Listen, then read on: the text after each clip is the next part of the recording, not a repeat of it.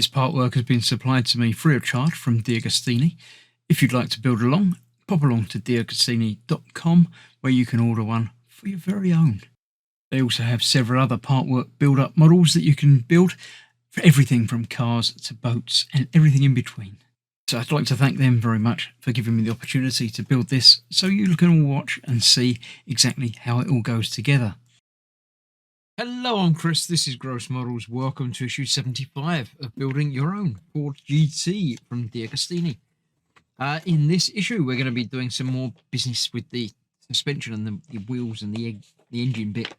After looking at the Mustang Cobra, that's a nice looking car. I do like that. Of all the older car style type things, that's just got a nice look to it, and that I do quite like that. Quite nice even with the white and the stripe. Yeah, probably better than the dark. I'm not sure. Maybe, yeah. Colours as well. Obviously, it comes in whatever colour you like. So we have the engine mounts. These are fitting to the gearboxy thing, and obviously then we're going to start fitting the engine to that. Nice and easy. It's just 2 bits and 2 screws to hold that in place. One of the quicker build episodes, but not as quick as the next one, I believe. So next time, I have something else to show you as well. So let's clear this out of the way and let's get this built.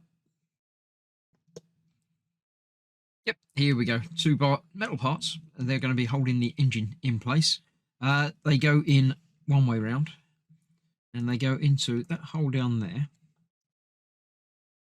like that.